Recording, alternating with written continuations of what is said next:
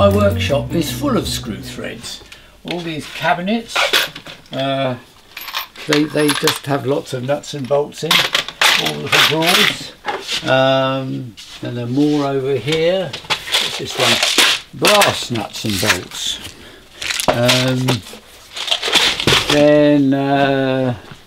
Oh yes, some extra large ones here. Bit of 20mm studding, for instance. But that's not all. There's a sort of overspill area here.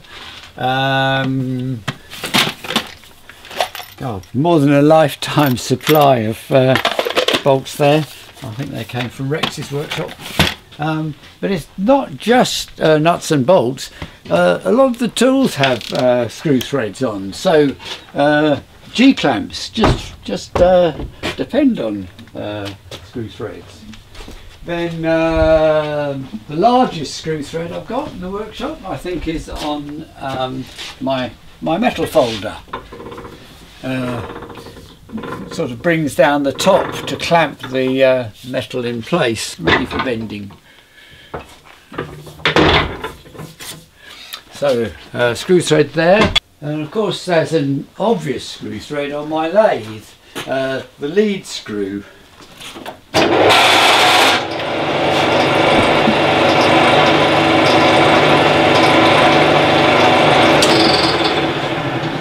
In most of the tools do have screw threads, but they're hidden, sort of kind of protect them. So like on the mill, you can see the one for the horizontal travel is under there. So there are screw threads all over my workshop. Lots and lots of them. This video is my experience of using screw threads over the years. The first part is sort of just the basic ideas about them. The second part, there's a series of examples of screw threads I've used in my machines, and some successes and some disasters. The video is quite long, so here's the contents list, so you can skip forward if you want to.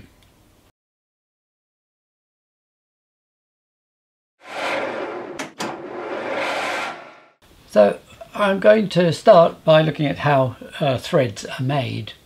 Well, when I want to make a thread, I almost always use a thing called a tap, or its companion, a die.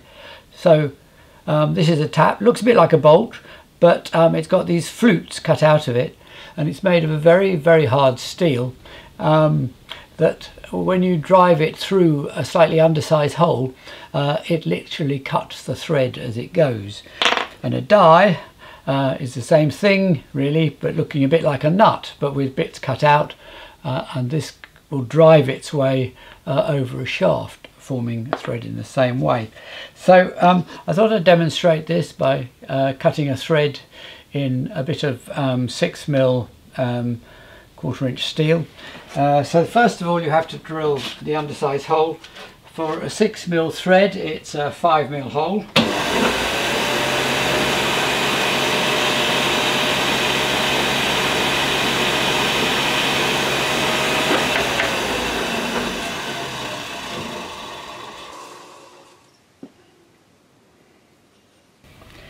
So normally what you would do is to hold the tap in a tap holder. This is a traditional tool, and then form it by hand. But I have to admit, I don't often use it. I nearly always use a battery drill or the drill press instead. So just tighten it up as if it was a drill bit. Put it on the screwdriver setting, and with not too much torque, because you don't want to break the tap. And then a little bit of lubrication on the tap. Right, and then you just sort of have to go for it. And I often find it works better actually at the high speed.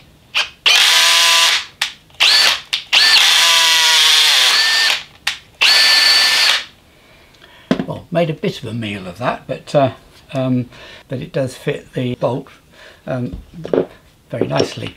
Now the one drawback of this, it's not completely at right angles to the bit of steel. It's hard to judge just doing it with a battery drill. So this is why I often use the pillar drill instead.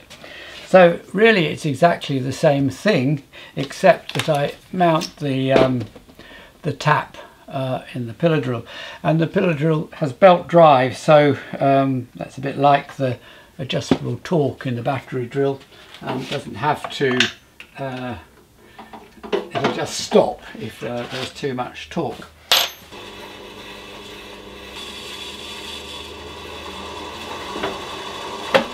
A couple of things I've found useful. I used to find that taps didn't last very long. Perhaps it's the way I use them. But a few years ago I started using slightly more expensive ones. They've got yellow rings on. It's a sort of standard, the yellow ring. They cost about £9 each. So, but they do seem extremely sharp and to last a lot longer. I sometimes feel they really just cut steel like butter. The other thing I found useful about tapping, this is really for very tiny holes for 2mm and 2.5. I don't know if they're yellow ring, but I just have buy a pack of 10 from China. They're so fragile, they do break quite often. But what I've found helps them to break a bit less frequently is to drill the holes a little bit bigger than you're supposed to. So 1.6mm is the approved size for a 2mm tap, but I drill a 1.7mm hole, which is what I've drilled through here, and it just does slide through quite a lot more easily, and as far as I can see it still has plenty of strength. I've never really had any problems with it. So a die fits into a die holder, get the right way around, and in a way this is even harder to get it at right angles to a bit of bar as you twist it round. Some die holders have collars on to sort of guide them. That's very helpful, but mine doesn't. So what I end up doing, I nearly always, if I want to put a thread on the end of a shaft, I do it in the lathe. So I put the bar in the chuck of the lathe. Now the thread goes in this die holder, but it's made specially for a lathe. So you can see it goes in there. Have to tighten up the Allen keys.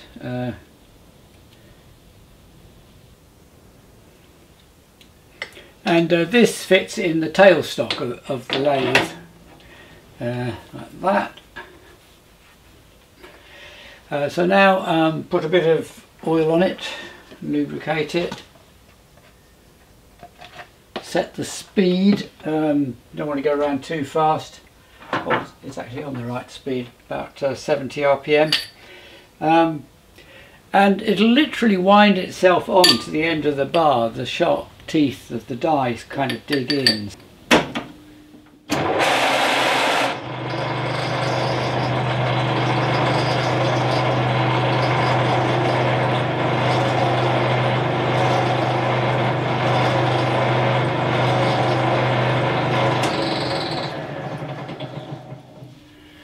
And that's all there is to it. Just got to unwind it again.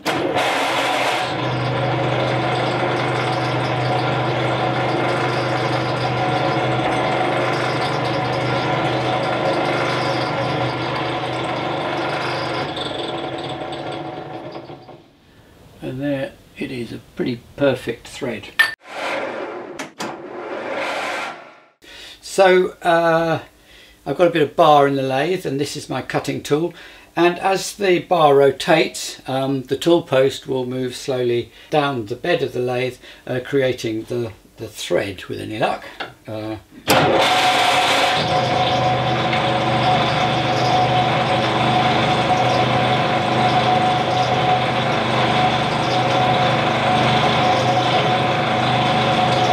So the tool post is moved along the bed of the lathe by this rotating lead screw.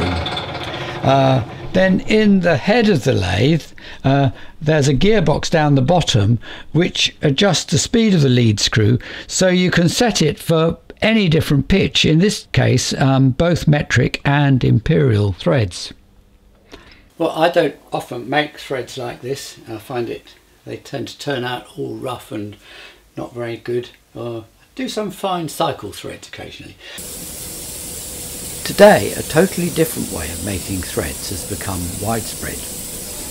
The two plates have rows of sharp ridges. They also taper a bit towards the front, so they trap the bar in the gap and press the thread into it as they roll through.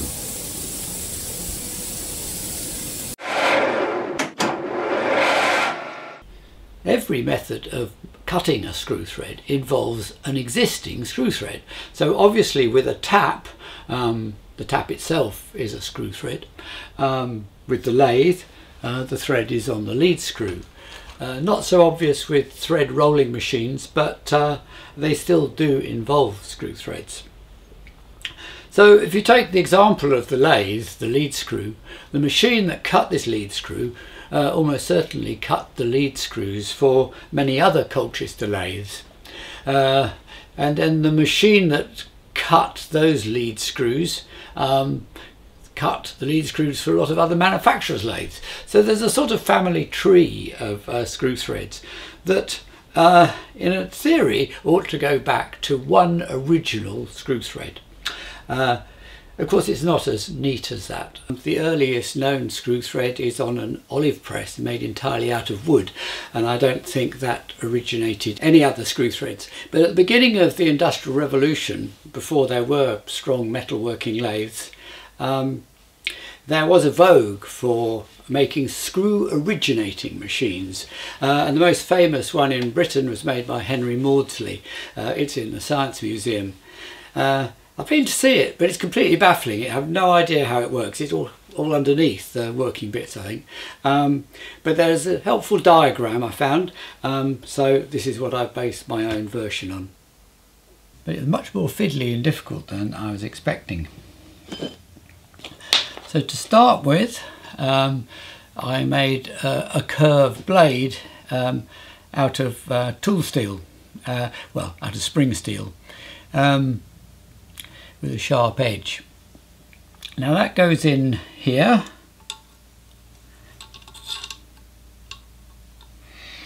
and I've mounted it at a slight angle. I'll just turn this round.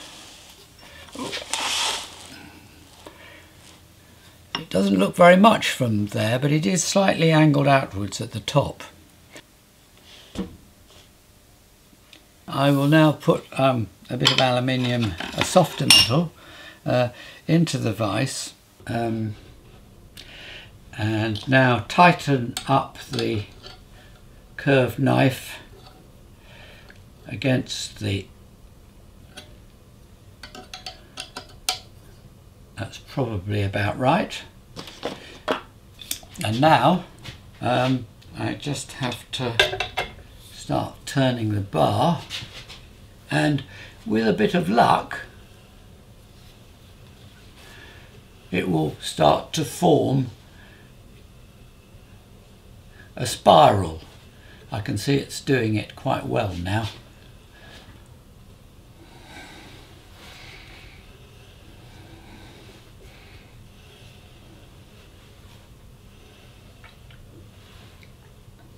But Maudsley actually went a bit further than that.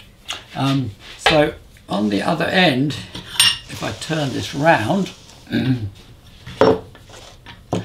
I've mounted an actual cutting tool in here. So the idea is that as the rod spirals its way through the tube, that this cutting tool will cut a proper cut, unlike the shallow knife mark on the other side. See how that works now. I think that needs to be, that's looking good. I may have gone a bit too far with that, I don't know. You can see the swarf coming off the cut, but you can't see the thread it's cutting because it's disappearing inside the tube.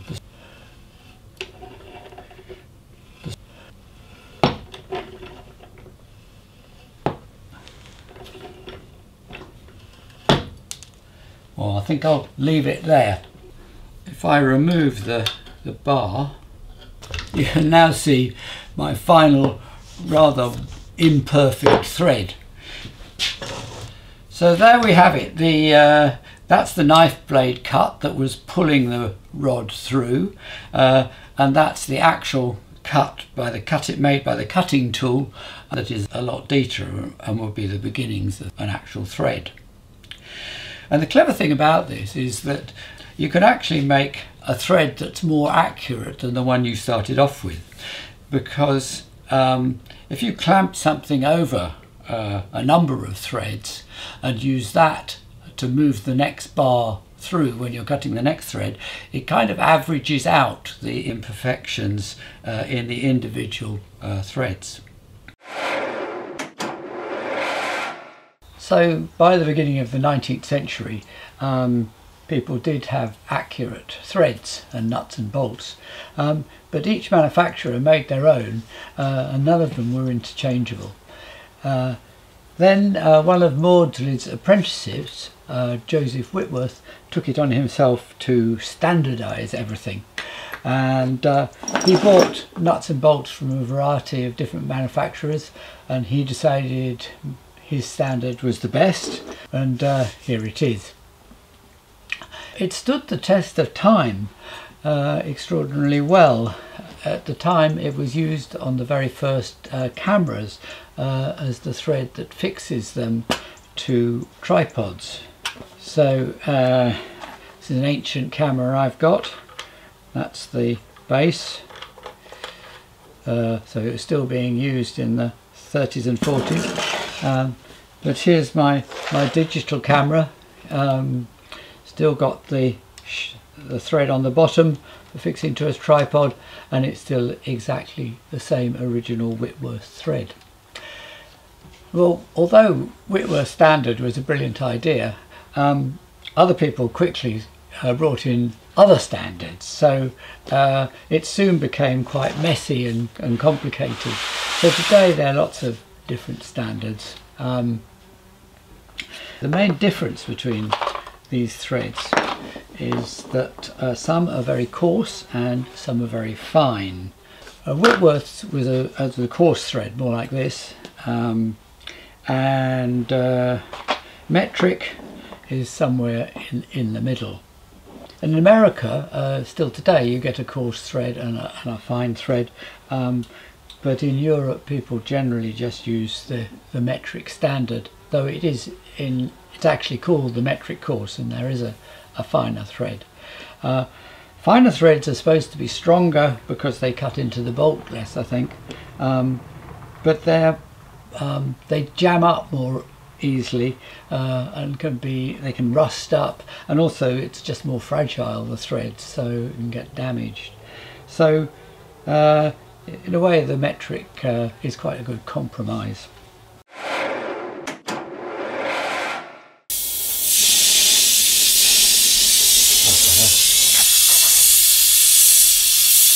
I used to think that bolts were made by starting off with a bar that was the diameter of the head and then turning the rest of it down till it reached the right diameter to the thread.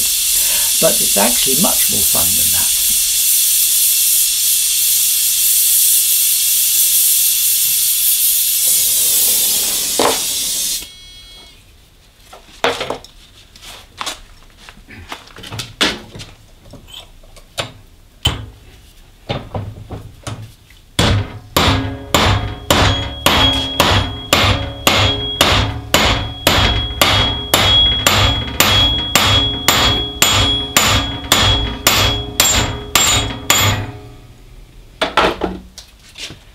And I don't know if it'll come off. No, it's got a bit jammed, which it does. Turns upside down. Whoops. Tap it out.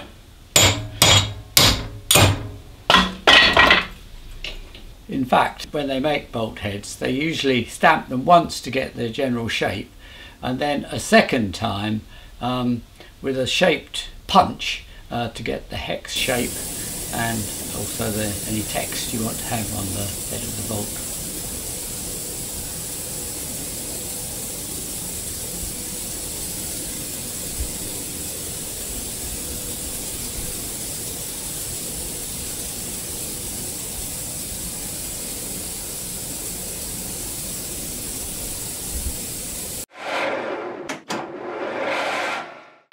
So beside the different standards, of course all bolts come in different lengths. I always have a few long ones because it's very easy to chop them down, which I do with the angle grinder.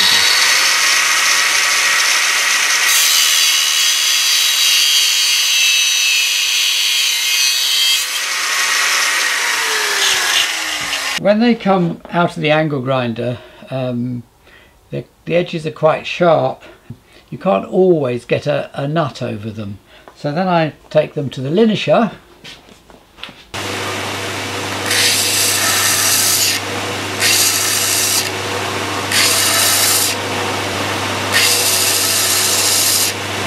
They come out of the linisher looking like this, and then of course it's very easy to get a nut on.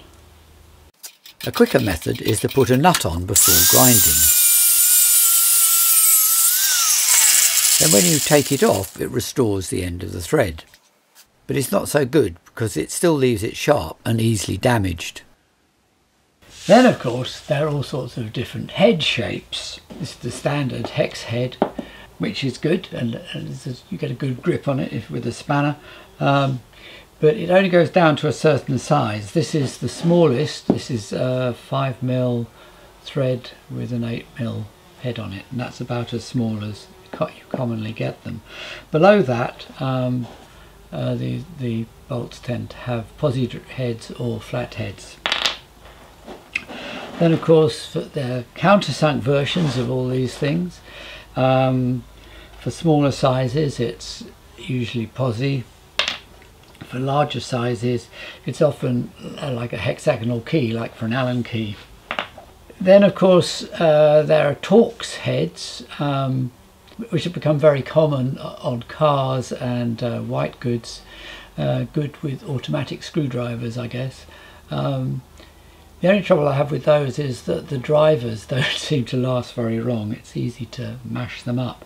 Then of course there are a lot of older head designs, well, just a basic flat head, or I don't know, that's called a roofing bolt, a coach screw that's got a square underneath that grips the material. And then there are a lot of bolts like set screws that are designed for Allen keys. I use quite a lot of these. I find them good for getting them in awkward places, and you can get a good grip on them as well. So this is the cap head, this is the countersunk version, and this one's called a button head. They kind of look rather neat, the button heads. And then there are some more specialist ones like a collar bolt. So this is a precise 12mm diameter, so you can put a bearing on it, which I find very useful. I particularly use tiny ones like this. This is a 5mm collar bolt with a roller bearing. Very compact and hard wearing. Then for every size of bolt there's also a stainless steel version, and I keep both. I have to use the stainless steel for things outdoors on the pier, obviously. I used to love the stainless because they're so shiny and of course never rust, but I've rather gone off them. The steel isn't quite as good for nuts and bolts, really. There's a compromise because they're stainless. It's somehow not quite so hard. It's a little bit softer and more sticky, so nuts are much more likely to jam up with stainless than they are with the ordinary mild steel.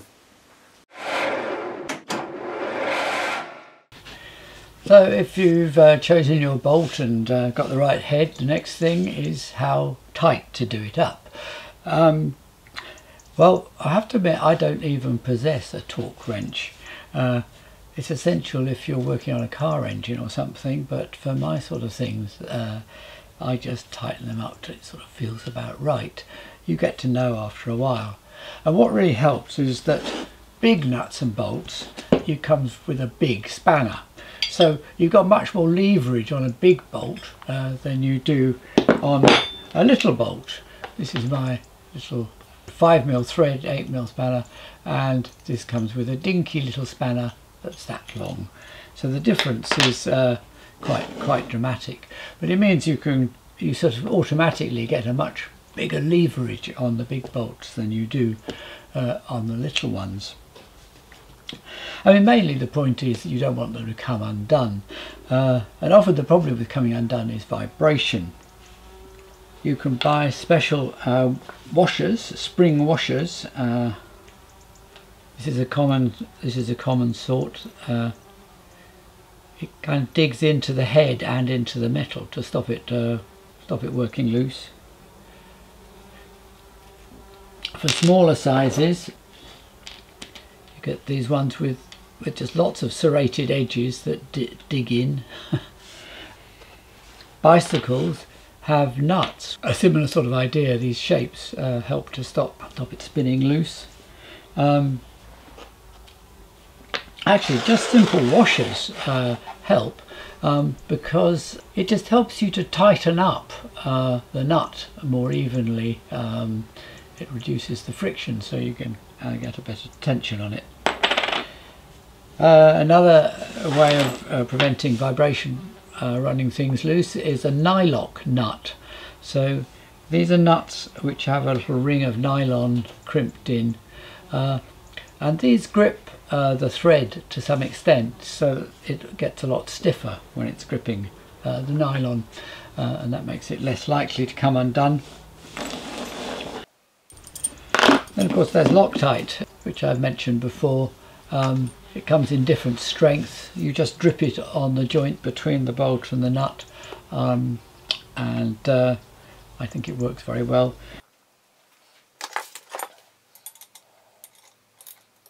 And this one's clever. You can actually drip it on a nut and bolt that's already done up, and it seeps in to the crack by capillary action. Oh, there's a floor. There's a ceiling on the floor. That's ceiling. Well, it's easy to make a mistake though. This is a project I did with my friend Andy. It's a version of a Victorian fairground ride called the Haunted Swing. We gutted an old caravan and stuffed a shaft through the middle with bearings on either end. We then later cut the shaft and put a long bench seat in, which seats about 9 people. We took it round to fairs for several years without any problems, but then it went to Banks's Dismaland and was used intensively for a couple of months. And we got a call in the middle saying that it was making loud banging noises. So I rushed down there and I found that all these bolts had worked loose. This is just a sort of scale model I've made to show you. It's a similar sort of bearing. Well, these bearings, they're called self-aligning because they have this curved outer, which is very handy. Because I don't think caravan were particularly true. But we thought once it was in place, it would just stay in the same position, which was fortunate because the bearings we had, this was very, very stiff, this self-aligning mechanism. But I think because it was stiff and we probably hadn't managed to realign the shafts at each end absolutely perfectly, it was going in jumps because it was stiff. And it was this sort of tapping that eventually forced the bolts loose. So sometimes now where it's really important that nuts don't come undone, like on truck wheels, you get these indicators or telltales, I call them sometimes, which are lined up so that they point at each other. Obviously the point of these is that you can instantly see if one of them has changed position. I used to be quite casual about it and often just used the drill bit to drill the countersunk. But if the angle's not quite right, you can get into trouble. The bolt is only in contact at the root of the head, not over the whole area. Well, a friend of mine did. He built this sculpture thing with a huge turntable, about 20 foot in the air, and with an overhanging arm. And the people who'd fabricated it had fixed it with 18 12mm countersunk bolts, but they'd use the drill bit to countersink them.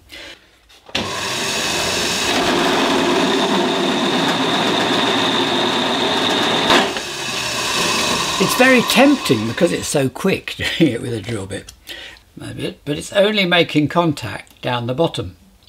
Now the problem with this is that it can then very quickly wear. I'm now going to tighten this countersink bolt,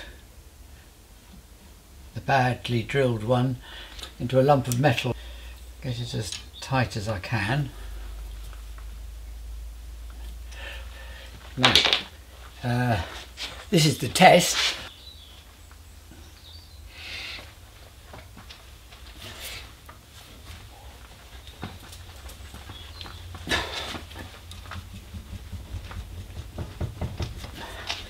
You can see it didn't take long to get it to be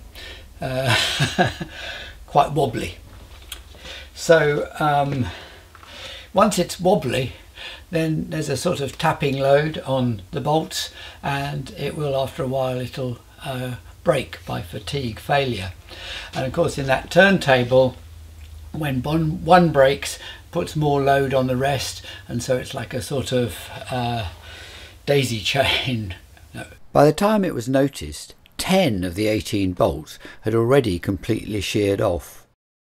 One other thing about countersinking: I used to have great trouble getting countersunk bolts, drilling the countersunk bolts so they were completely flush with the metal. And only comparatively recently realised that I wasn't making full use of the little sets of countersunk bits. The key is to choose the one that's closest to the diameter of the countersunk head, because then when it reaches the parallel bit, you can sort of see it as it drills.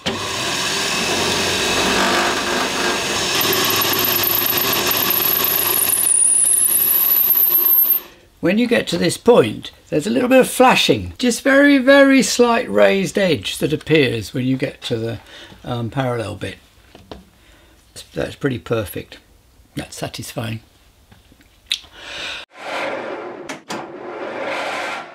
But of course it's important not to over tighten bolts because you can strip the thread, and they can also strip just by overuse.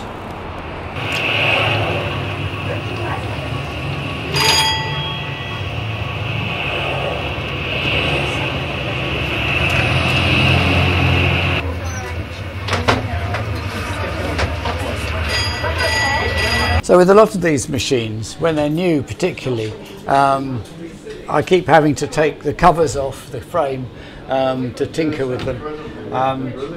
And so I'll just take this one off like this. They're screwed on.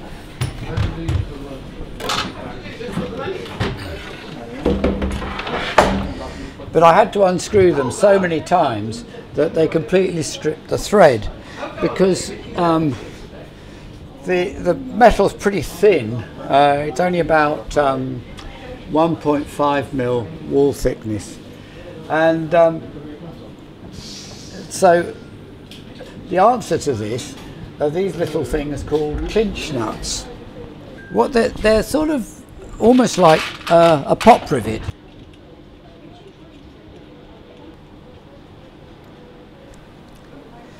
So they go into a sort of pop rivet gun,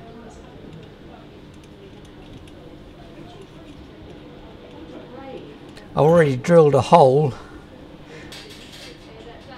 and you have to pull really hard. Oh, yeah, it's going now.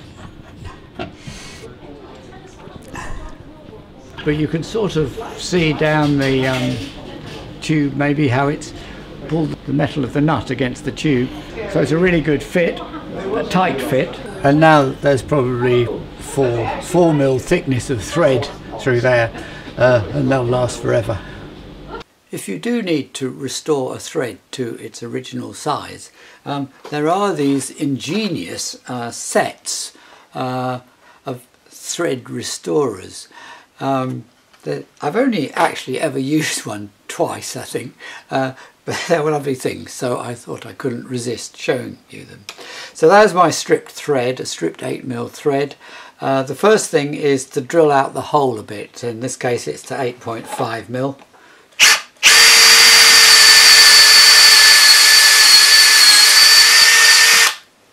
So the next thing is that the sets have a special tap in. Now this has the pitch of an 8mm, but it's a bigger diameter. So we now run this through the hole. We'll just get a bit of WD-40 to put in it.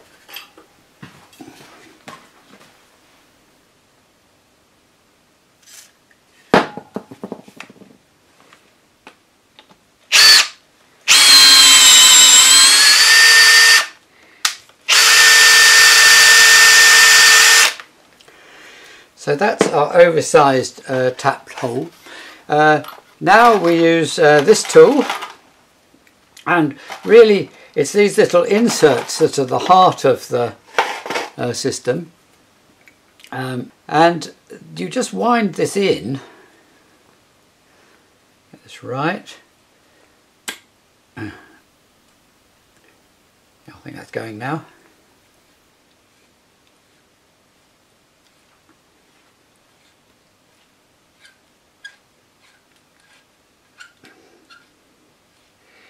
Get it a bit below the surface is what they say. Yeah, there we go.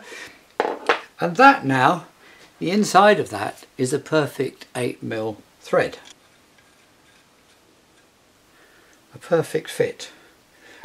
To wind them in, they have this flat bit at the end, and a wonderfully crude way of removing the flat bit is just a punch, and you just smack it with a hammer.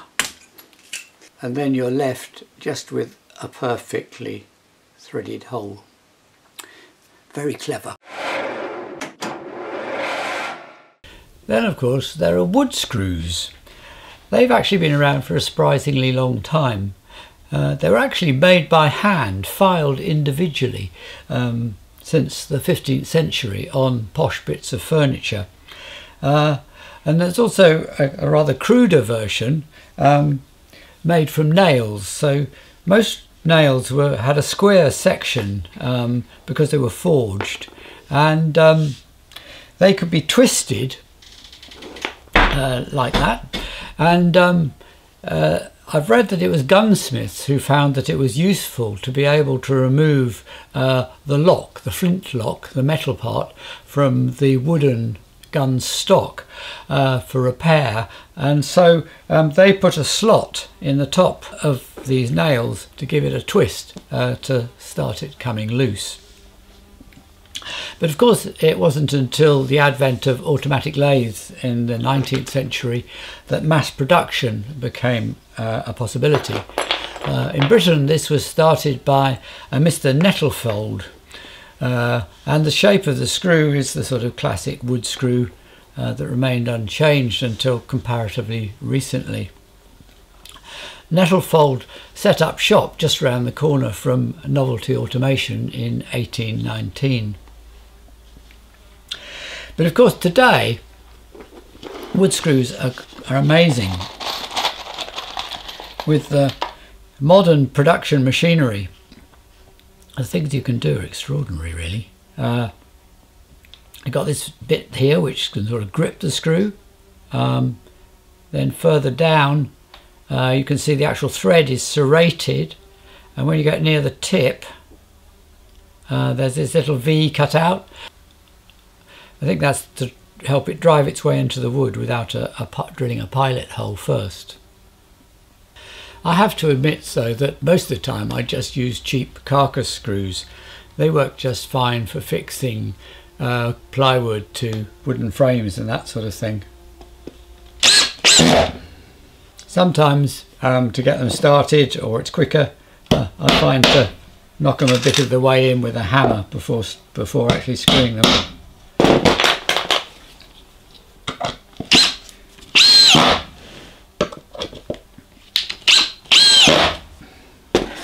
And that won't come undone. Then there are self-tapping screws. These are a sort of hybrid, a sort of half and half between a wood screw and a bolt. If you look at one closely, they're very different shape from either. They've got this wide flat bottom and then these very small pointy threads. The angle of the thread is probably only about 30 degrees, and then this one's got an ordinary posy head. But these can go through much harder material than wood, so they're good for fixing thin aluminium and even steel.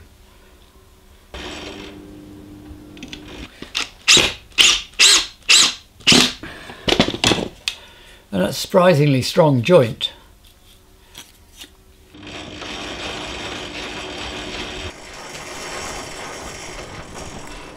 So this is a latest machine, Supercycle, cycling game obviously, but also includes a bit of doping. Anyway, the screw threads that are interesting here are the self-tapping screws, and I find it particularly useful for polycarbonate, fixing bits of polycarbonate together. Like on these chain guards, you can see the rows of little self-tappers. And polycarbonate's a lot stronger than perspex, so it's better for things like that. So the thing to remember is because the plastic is quite strong, you don't want to drill a hole that's too much smaller than the outside diameter of the screw. And so I'm going to drill a 2.5mm hole in the polycarbonate here.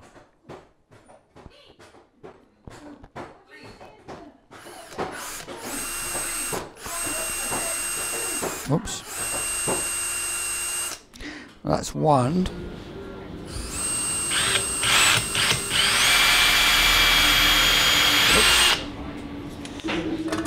Oops. And just two of those little screws has an enormous amount of strength.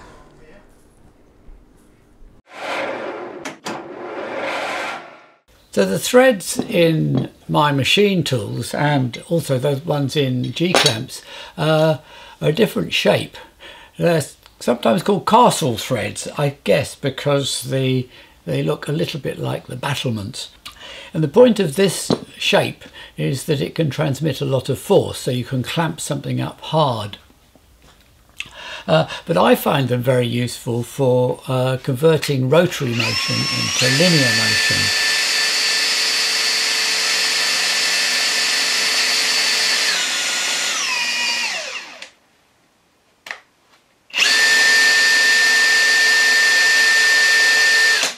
And I've used this on one or two machines, particularly on divorce, for opening and closing the house in the middle.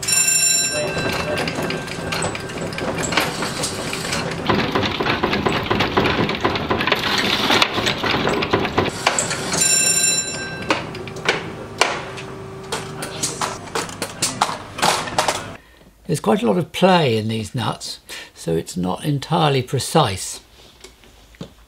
Precision screw threads are another subject. The most precision screw I have in the workshop is in my micrometer. Extraordinary thing is it's accurate to 0.001 millimeters. That's 10 times more accurate than my calipers that I use all the time. I don't often use this. It's more accurate than I can cope with in a way. But making a precision screw like this is tricky because Once you've cut the screw, you have to harden the thread, and to do that you have to heat treat it, and that distorts the metal. So after the heat treatment, it has to be finally ground to the final shape in a precision grinding machine. And that's how all precision screws are made. So the precision version of the Acme thread is the ball screw.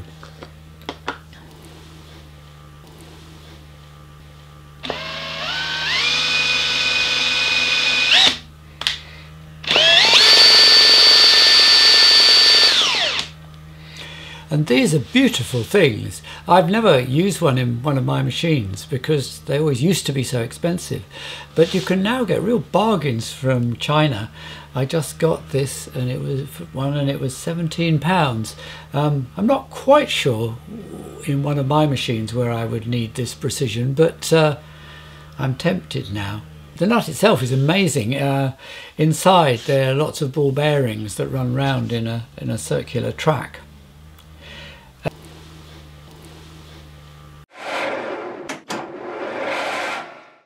This is the biggest clock, or biggest clock dial anyway, that I've ever made. Another project with my friend Andy. And just fixing it to the building was quite epic. But fortunately we had Paul, who was an experienced offshore rigger and welder, who took control. And he arrived with a bigger version of this, a sort of round thing that tapered to a point. We weren't quite sure what he was going to use it for.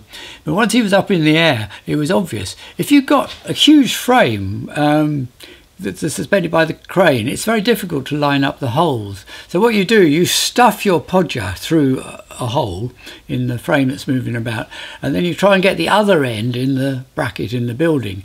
And then as the crane slowly lowers, you can sort of lever it to make the holes line up. And then, of course, you can drop the bolt in, and the rest is quite straightforward. So whenever you see somebody high up on a construction site putting steel together, they're bound to have a podger. On a small scale, I find it useful to grind the ends of bolts to points on my limiter. So if I've ground the head on the bolt, it's much easier to fit a panel to a metal frame, because I just push it over and I can feel now that the tip has gone in, and then wiggle it a bit and now the thread has started. Much easier than if it's flat on the end of the bolt. So my other thing that I've learned about making frames, like the frames on my machines, they're mostly welded, but there are some bolted joints to take parts out for maintenance and to get at other parts that are hidden. And it may sound counterintuitive, but I always do the bolted joints before the welded ones. I think perhaps the best example of this, and certainly the biggest, is on the clock I made for the Exploratorium at San Francisco, which had to fit round a column. So when I arrived on site, the whole frame had to be split into two halves and then rebolted together. So just as I was saying, I started by the bolted joints of the frame.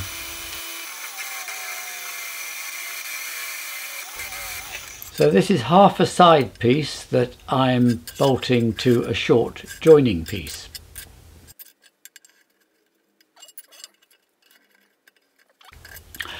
And I'm now welding the other side of the short joining piece to the other half of the side piece, if that makes sense. So this is our finished horizontal side piece for the cloth. We actually made 16 of them. And this is how we started on the frame. And then the next day we went outside and welded everything else together. So actually, I never undid these bolts until I got to San Francisco just the night before we assembled it. And I was nervous whether they would go back together. But they did all fit perfectly. It was very, very satisfying. So, yeah, do the bolted joints before the welding.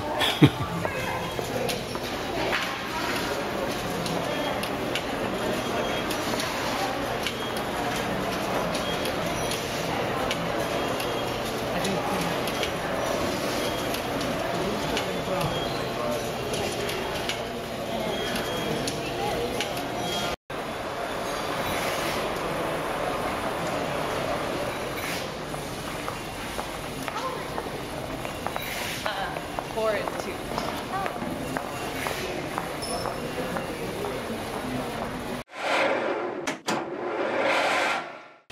I thought I'd end by talking a bit about extracting rusty old bolts, a frustrating business. So if you've got a bolt like this is a pan posi head, and the head is completely mashed, it happens very easily, you're not going to unscrew that. Well, conventional wisdom is a bit of WD-40 or heat it up, but there are lots of situations where you can't heat it up, and WD-40 often doesn't do the trick.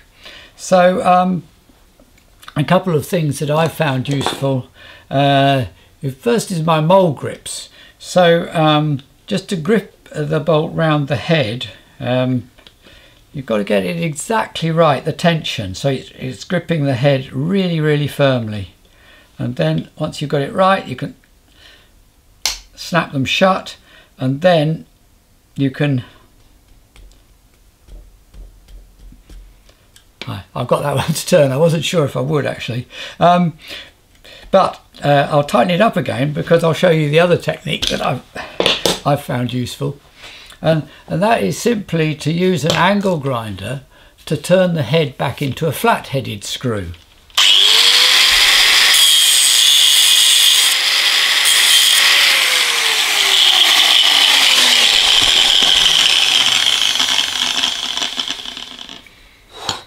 And then quite often hammer the screwdriver in so it's got good contact.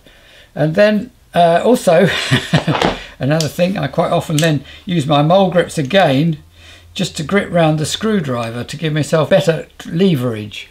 Well, that was a bit loose already, I think, so it wasn't a good test really, but I have found that very useful for these pan posis. But of course things get more difficult for larger bolts.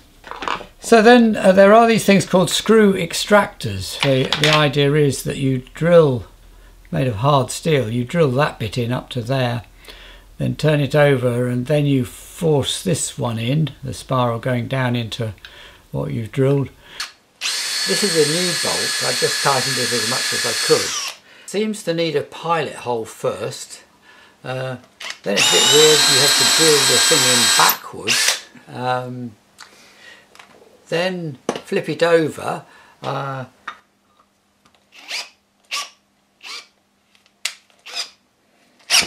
the taper screw thing does grip extraordinarily well. That part of it's good. Go.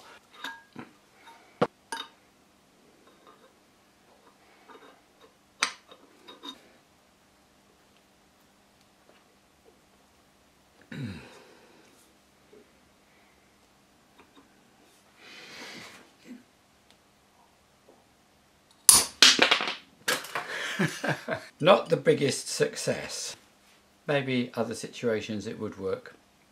The thing that I've found had much more success with unconventional technique is welding to the head of the bolt or the remains of the stud.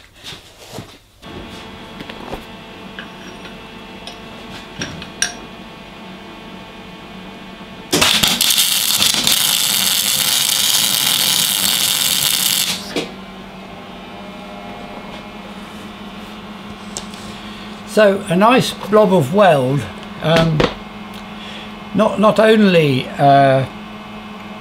gives you a good connection to the head, but it also provides quite a lot of heat, which can sometimes shake the thing loose. And then of course you've got a nice big lever arm to try and force the nut loose. Let's see if I can tap it loose. Yeah, I think that's going to come quite easily now.